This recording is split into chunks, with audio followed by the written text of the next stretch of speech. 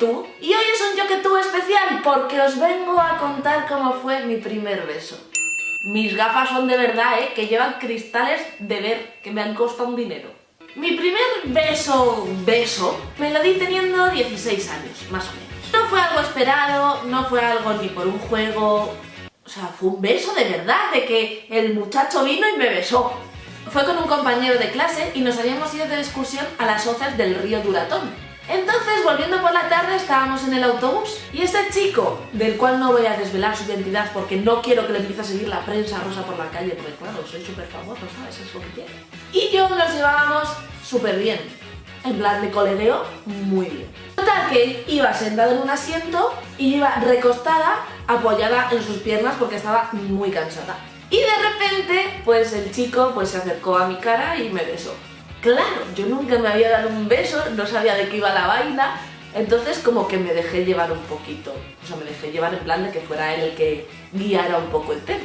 Recuerdo ese beso con mucha saliva, además, porque claro, yo estaba tumbada, tenía el muchacho encima, entonces claro, la ley de la gravedad es así.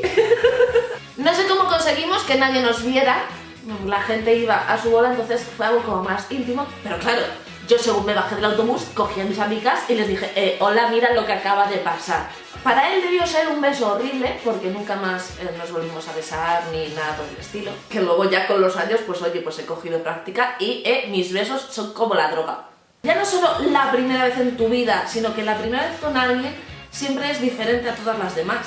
¿Y por qué leches os estoy contando mi primer beso? Porque muchos me escribís preguntándome cómo dar el primer beso, cómo sabes si un chico te gusta, cómo es hacerlo la primera vez. Y claro, es que no hay una ciencia exacta. Las primeras veces siempre van a ser, además de algo especial, algo raro, porque no sabes muy bien cómo comportarte, ni lo que tienes que hacer, ni lo demás. Así que mi consejo para todas esas dudas es que lo hagas si realmente quieres hacerlo y que no te rayes con si lo estás haciendo bien, lo estás haciendo mal, le estará gustando, no, sino que disfrutes del momento. Me gustaría que en los comentarios me dejarais cómo fue vuestro primer beso o cómo queréis que sea vuestro primer beso, si todavía no ha llegado. Y ahí chateamos en los comentarios. Y ahora os voy a dar vuestro primer beso online. Tenéis que mirar sexy y, bueno, pues